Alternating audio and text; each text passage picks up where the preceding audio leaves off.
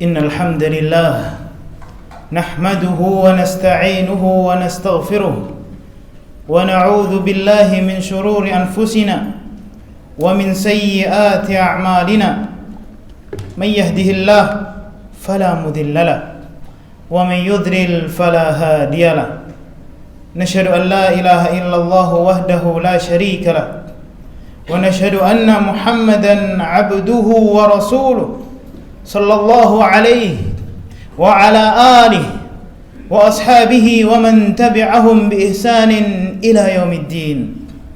قال تعالى في كتابه الكريم: يا أيها الذين آمنوا اتقوا الله حق تقاته ولا تموتن إلا وأنتم مسلمون. وقال: يا أيها الناس اتقوا ربكم الذي خلقكم من نفس واحدة وخلق منها زوجها وبث منهما رجالا كثيرا ونساء واتقوا الله الذي تساءلون به والأرحام إن الله كان عليكم رقيبا. وقال: يا أيها الذين آمنوا اتقوا الله وقولوا قولا سديدا يصلح لكم أعمالكم ويغفر لكم ذنوبكم ومن يطع الله ورسوله فقد فاز فوزا عظيما. عباد الله معاشر المسلمين, sidang Jumat yang dirahmati oleh Allah Subhanahu wa taala. Alhamdulillah, segala puja dan puji syukur senantiasa kita panjatkan kehadirat Allah Subhanahu wa taala yang telah memberikan kepada kita banyak sekali nikmat-nikmat serta karunia-Nya. Termasuk di antaranya nikmat kesehatan, termasuk di antaranya nikmat umur panjang, termasuk di antaranya nikmat kesempatan, sehingga Allah Subhanahu wa taala masih memberikan kepada kita kesempatan menunaikan satu di antara syariat-syariat Allah Subhanahu wa taala, yaitu salat Jumat secara berjamaah. Tak lupa kita pun patut bersyukur kepada Allah Subhanahu wa taala atas nikmat yang lebih penting daripada itu semua, nikmat yang lebih agung daripada itu semua, yaitu nikmat Islam serta nikmat iman yang wajib kita syukuri. Lantas bagaimana cara kita mensyukurinya? Dengan meningkatkan ketakwaan kita kepada Allah Subhanahu wa taala. Bukankah Allah Subhanahu wa taala pernah berfirman, "Ya ayyuhalladzina amanu taqullaha haqqa tuqatih." Wahai orang-orang yang beriman, bertakwalah kalian kepada Allah Subhanahu wa taala. Takwa yang bagaimana? Dengan sebaik-baiknya takwa, dengan sebenar-benarnya takwa. Wala tamutunna illa wa antum muslimun. Dan jangan sampai kalian meninggal dunia kecuali dalam keadaan muslim. Maka jangan sampai kita meninggal dunia kecuali dalam keadaan muslim. Kita perlu berterima kasih kepada Allah Subhanahu wa taala, bersyukur kepada Allah Subhanahu wa taala. Bagaimana caranya? Tingkatkan ketakwaan. Tanda bentuk syukur kita kepada Allah Subhanahu wa taala dengan cara meningkatkan ketakwaan kita kepada Allah Subhanahu wa taala. Jemaah yang dirahmati oleh Allah Subhanahu wa taala, pada kesempatan kali ini kita akan membahas tentang kesabaran kisah Nabi besar Nabi Ayyub alaihi wa ala nabiyina afdhalus salatu wassalam. Siapakah yang tidak kenal dengan Ayyub? Sehingga dikatakan oleh orang-orang dahulu, asbar min Ayyub, dia lebih sabar, seakan-akan dia lebih sabar daripada Ayyub. Tidak mungkin ada orang yang mampu bersabar seperti Nabi Ayyub alaihissalam. Jemaah yang dirahmati Allah Subhanahu wa taala, Allah Subhanahu wa taala pernah memerintahkan kepada kita agar kita senantiasa bersabar. Dan Allah Subhanahu wa taala memulai perintah sabar kepada siapa? Kepada ulul azm, kepada rasul-rasul yang terpilih. Apa kata Allah Subhanahu wa taala? Fasbir, dan bersabarlah, kama sabara ulul azmi minar rusul, sebagaimana sabarnya orang-orang pilihan dari para rasul, ulul azm. Keteguhan mereka dalam menghadapi segala bentuk cobaan, segala bentuk hambatan yang mereka terima. Lihat juga ketika Nabiullah Yunus alaihi salam mendapat ujian, jika dia diperintahkan untuk bersabar. Apa kata Allah Subhanahu wa taala? Fasbir li hukmi rabbik wa la takun ka sahibil hut idz nada wa huwa makdum. Dan bersabarlah kamu wahai Nabiullah Muhammad, li hukmi rabbik, terhadap ketetapan Tuhanmu, terhadap ketentuan Tuhanmu, wala takun ka sahibil hud, dan janganlah kamu seperti orang-orang yang berada dalam perut ikan, idnada, ketika dia berdoa, wa huwa magdum, pada saat itu dia marah.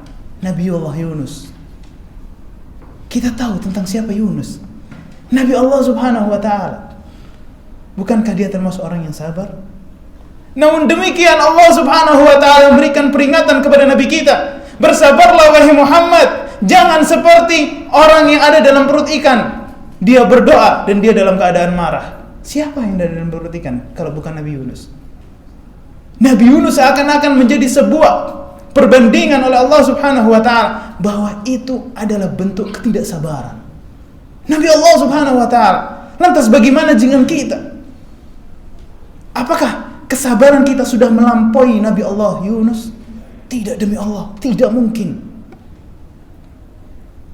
Nabi Allah Yunus, siapa yang tidak kenal? Dan demikian pun Allah Subhanahu wa ta'ala memberikan perbandingan bahwa dia yang ada dalam perut ikan, dia tidak sabar. Masya Allah. Jamaah dirahmati Allah Subhanahu wa ta'ala, dan kita pun diperintahkan bersabar dan mengharap pertolongan Allah Subhanahu wa ta'ala. Wasbir wa ma sabruka illa billah, dan bersabarlah wahai Muhammad, karena tiadalah kesabaran melainkan dengan pertolongan Allah Subhanahu wa ta'ala. Siapakah yang akan menolong kita? Siapakah yang akan membantu kita kalau bukan Allah Subhanahu wa ta'ala? Ingatlah akan pahala orang-orang yang bersabar. Jemaah yang dirahmati Allah Subhanahu wa ta'ala, Allah pernah berfirman tentang hal tersebut, innama yuwaffas sabiruna ajruhum bighairi hisab. Sungguhnya hanya orang-orang yang bersabar, dia akan dicukupkan pahalanya tanpa batas, tanpa ada batasan.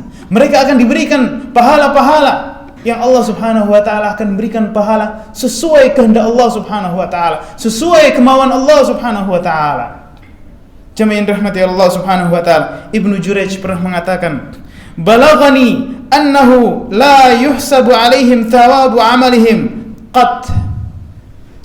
Sampai kepadaku tentang sebuah kabar bahwa pahala amal mereka, orang-orang yang bersabar, tidaklah dihitung sama sekali. Walakin yuzaduna ala dhalik. Namun apa yang terjadi? Mereka terus akan ditambah dengan pahala-pahala yang tanpa ada batasannya.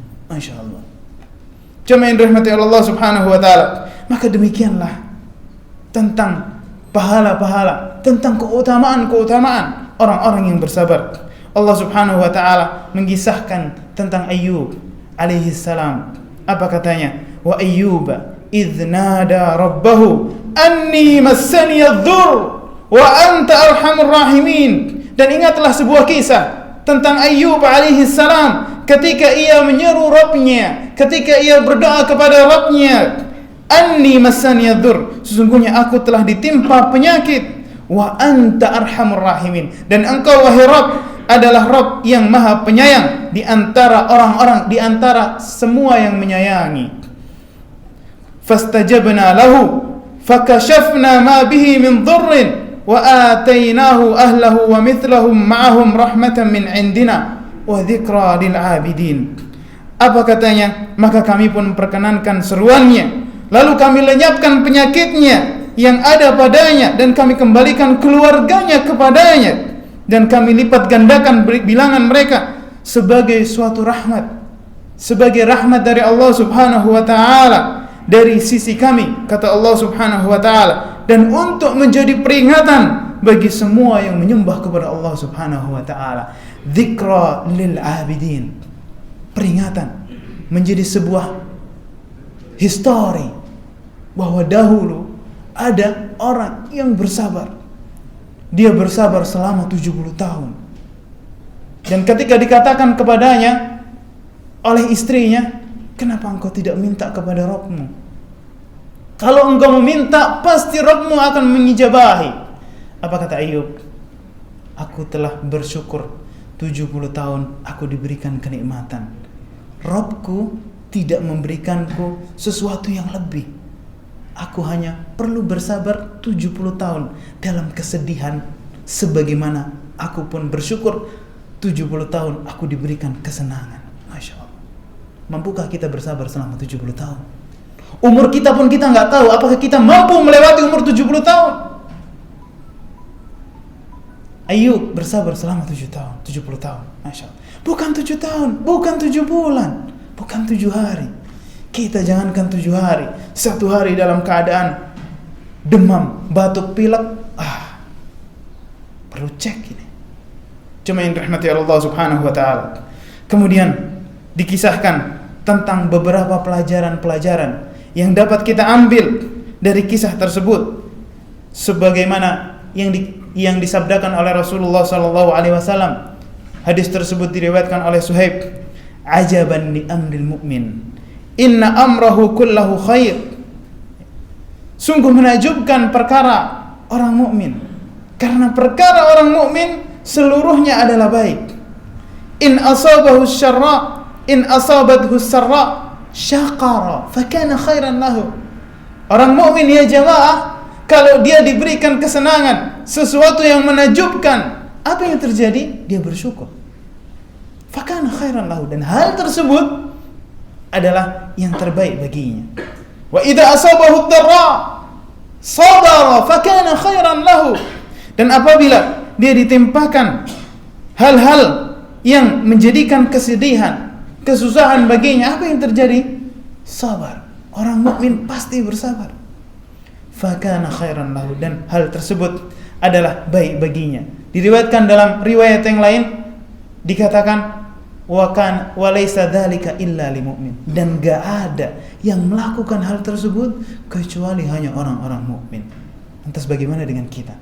Apakah kita termasuk di antara hamba-hamba Allah Subhanahu wa taala yang bersyukur ketika diberikan kesenangan dan bersabar ketika ditimpa kesusahan, atau sebaliknya? Na'udzubillah. Maka kita dapat melihat bagaimana keimanan kita. Apakah kita termasuk di antara orang-orang yang mempertahankan keimanannya dengan bersabar setiap ditimpa kesusahan dan bersyukur setiap diberikan kesenangan?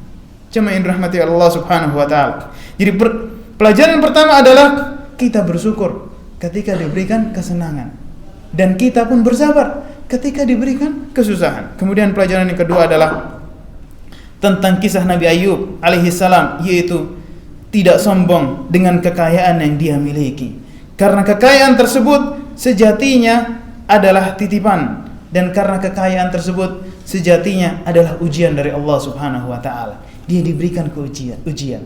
Mampukah dia bersyukur ketika diberikan kesenangan-kesenangan tersebut, ketika diberikan kekayaan-kekayaan tersebut?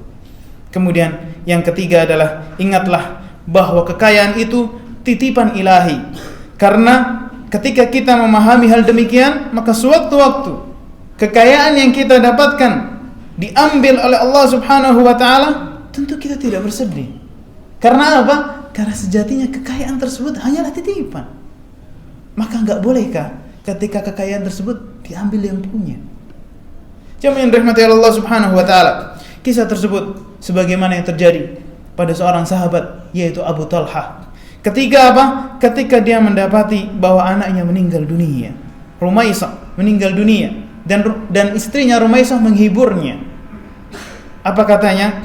Ya Abu Talha, ara'aita law anna aqwaman, wahai Abu Talha, bagaimana pendapatmu apabila suatu kaum a'aru 'ariyatahum ahla bait, menitipkan barang titipannya kepada suatu ahlu bait, kepada suatu keluarga, fatalabu 'ariyatahum, kemudian dia minta titipannya, alahum an yamna'uhum, apakah boleh ahlu bait, orang yang tinggal tadi, melarang? Enggak boleh, jangan diambil. Enggak mungkin.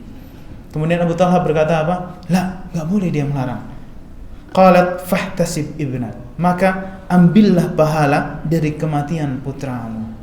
Masya Allah, seorang istri yang memberikan motivasi tentang kesabaran ketika putranya meninggal dunia.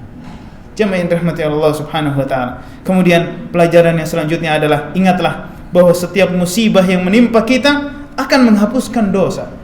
Rasulullah sallallahu alaihi wasallam pernah bersabda, "Ma yusibul mu'min min wasabin wala nasabin wala hammin wala hazanin wala ghummin wala adha hatta syaukatu yushaquha. Tidaklah seorang mukmin tertimpa rasa sakit yang terus-menerus, misalnya rasa capek, rasa kekhawatiran, ya, rasa sedih, kesusahan, duka cita misalnya, atau sesuatu yang menyimpang sampai pun pada duri yang menusuknya, apa katanya? Illa kaffarallahu biha min khataya, kecuali Allah Subhanahu wa taala akan menghapuskan kesalahan-kesalahannya, akan menghapuskan dosa-dosanya jika kita bersabar. Cuma yang dirahmati Allah Subhanahu wa taala. Kemudian maka marilah kita meminta kepada Allah Subhanahu wa taala, kita bersabar di setiap Allah Subhanahu wa taala memberikan ujian kepada kita. Maka posisi yang paling istimewa ketika seseorang diuji, apa katanya? Dia masih bisa bersyukur, alhamdulillah. Kenapa? Karena dia meyakini bahwa di setiap musibah, di setiap ujian ada hikmah di belakangnya. Bagaimana dengan kita? Kita cukup bersabar, kita cukup bersedih, kita lupa untuk bersyukur di balik musibah yang ditimpa oleh kita. Cuma yang dirahmati Allah Subhanahu wa taala. Maka ada satu pelajaran yang sangat penting pada kisah Nabi Ayub alaihi salam, di mana hanya istri Nabi Ayub yang bernama Rahmah yang mengurus Nabi Ayub alaihi salam. Kemudian dia pernah berkata, yaitu, wahai Ayub, apabila engkau berdoa kepada Rabbmu, tentu dia akan memberikan jalan keluar. Kemudian Nabi Ayub berkata, aku telah diberi kesehatan selama 70 tahun. Sakit ini masih diderita adalah penderitaan yang sangat sedikit dibanding dengan masa sehatku selama 70 tahun. Maka istrinya pun semakin cemas. Akhirnya karena tak sanggup, istrinya memperkerjakan orang lain mengurus suaminya sampai memberi makan kepadanya. Masya Allah, lihatlah, istri beliau adalah istri yang taat. Ia mau mengurus beliau ketika susah, semacam hal tersebut tidak meninggalkan beliau. Ia mencari orang yang mau membantu pekerjaannya. Masya Allah, lihatlah bagaimana dengan diri kita. Apakah kita hanya setia dengan seseorang ketika ada maunya, ataukah kita akan setia bersamanya sampai kapanpun? Cuma yang dirahmati Allah Subhanahu wa taala, mudah-mudahan yang sedikit ini bermanfaat bagi kita semua. Barakallahu li wa lakum fil Qur'anil azim wa nafa'ani wa iyyakum bima fihi min al-ayati wa dhikril hakim wa taqabbalallahu minni wa minkum tilawatahu fastaghfiruhu innahu huwal ghafurur rahim.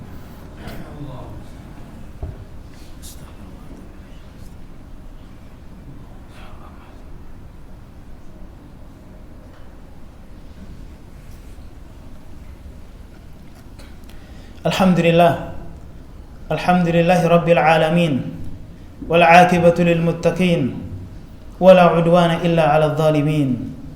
Ashhadu an la ilaha illallah wahdahu la syarika lah, ilahul awwalin wal akhirin, wa ashhadu anna Muhammadan 'abduhu wa rasuluhu, al mab'uts rahmatan lil alamin, sallallahu alaihi wa ala alihi wa ashabihi wa man tabi'ahum bi ihsanin ila yaumiddin, wa ba'd. Ma'asyiral muslimin, usikum wa iyaya bitaqullah faqad fazal muttaqun. Khatib berwasiat kepada diri khatib pribadi juga jamaah sekalian, marilah kita senantiasa meningkatkan ketakwaan kita kepada Allah Subhanahu wa taala, karena sungguh beruntung orang-orang bertakwa, sungguh menang orang-orang yang bertakwa. Dan Allah Subhanahu wa taala pernah berfirman, fa inna khairaz zadit taqwa, sebaik-baik perbekalan nantinya adalah ketakwaan kita kepada Allah Subhanahu wa taala. Bagaimana dengan ketakwaan kita? Apakah kita sudah termasuk di antara orang-orang yang bertakwa? Ataukah ketakwaan kita masih membutuhkan ketakwaan yang lainnya? Seorang sahabat ada yang pernah berkata, andai saja ada satu sujudku diterima oleh Allah Subhanahu wa taala, maka pada saat itu pula aku siap dicabut nyawaku oleh Allah Subhanahu wa taala. Seorang sahabat yang telah direkomendasikan oleh Rasulullah sallallahu alaihi wasallam bahwa mereka termasuk ahli surga. Lantas bagaimana dengan kita? Rekomendasi belum dapat. Rekomendasi dari mana? Pemerintah? Rekomendasi dari makhluk? Apakah dia punya backingan orang dalam surga sana? Lantas kita bisa bertenang-tenang. Karena karena dia benar-benar meyakini tentang firman Allah Subhanahu wa taala, "Innama yataqabbalullahu minal muttaqin." Sesungguhnya Allah Subhanahu wa taala hanya menerima amalan hamba-hambanya yang bertakwa. Lantas bagaimana dengan kita? Kita tidak memiliki tanda sertifikat ketakwaan. Gelar-gelar yang ada di belakang nama kita, pangkat-pangkat yang kita dapatkan di dunia, tak akan berharga di sisi Allah Subhanahu wa taala. Jamaah yang dirahmati Allah Subhanahu wa taala.